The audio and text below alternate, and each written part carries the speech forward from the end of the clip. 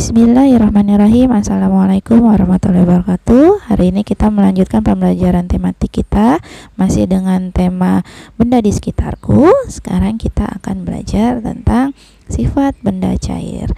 Sifat benda cair yang pertama adalah bentuknya berubah sesuai wadahnya dan volumenya tetap. Jadi ketika ada air yang jumlahnya 500 ml kita masukkan ke dalam teko, maka dia akan seperti teko. Dan ketika kita pindahkan ke dalam baskom, maka bentuknya seperti baskom dan volumenya tetap, yaitu 500 ml.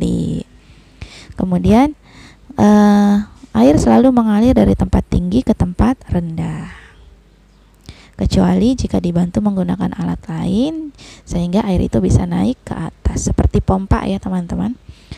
Oke, kemudian yang ketiga adalah permukaan zat cair yang tenang selalu datar. Nah, di sini contohnya ada botol yang datar yang berdiri tegak kemudian dimiringkan. Kita lihat posisi airnya, atasnya permukaannya selalu datar. Kemudian yang keempat adalah dapat melarutkan benda. Jadi dapat melarutkan benda. Contohnya di sini ada ketika kita membuat cairan gula, ya, kita masukkan air kemudian gula, kita aduk-aduk dan akhirnya gula itu menghilang atau melarut. Kemudian dapat meresap melalui celah-celah kecil, dan ini juga sering kita lihat ya ketika kita mengelap kain basah, mengelap benda yang basah kemudian kita elap dan airnya itu meresap ke kain. Nah, ini contohnya ada air kemudian diberi kain di dalam gelas, kainnya dijuntaikan keluar dan lama-kelamaan air itu akan naik meresap melalui kain, ya, celah-celah kecil kain dan akhirnya keluar airnya. Selanjutnya air itu menekan ke segala arah. Jadi bisa dilihat gambarnya di situ ya teman-teman, dia keluar melalui lubang-lubang dari pipa tersebut. Kemudian air itu tidak dapat digenggam, tapi dia bisa berubah wujud menjadi padat atau gas. Contohnya berubah menjadi padat ada es batu, dan untuk menjadi gas seperti kita memasak air yang lama-lama air itu menghilang karena dia menguap menjadi gas. Selanjutnya adalah sifat benda gas. Di sini ada 5 ya, bentuk dan volumenya berubah sesuai wadahnya, dia menempati ruang, kemudian menekan ke segala arah. Jadi seperti kita meniup balon, volumenya itu sesuai, bentuknya sesuai dengan wadahnya. Ketika balonnya bentuknya bulat, ya bentuknya bulat, dan volumenya itu sesuai dengan volume balon itu. Dia menempati ruangan itu penuh, full, tidak ada celah. Kemudian dia menekan ke segala arah. Jika dia tidak menekan ke segala arah, maka balon itu tidak akan membesar. Kemudian dia tidak dapat digenggam namun dapat dirasakan ya teman-teman. Iya.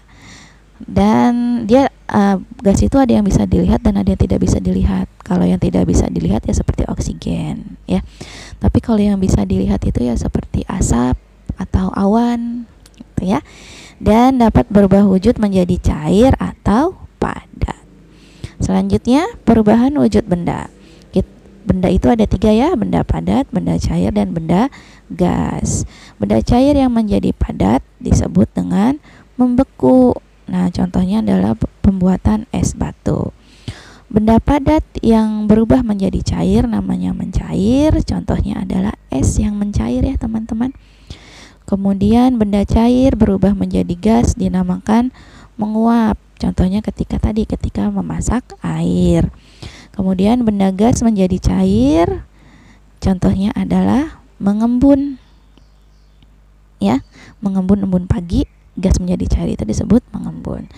Selanjutnya benda padat yang berubah menjadi gas disebut menyublin. Contohnya kemudian benda gas menjadi padat dinamakan mengkristal. Nah, untuk benda padat menjadi gas, contohnya adalah kapur barus yang lama-lama menghilang.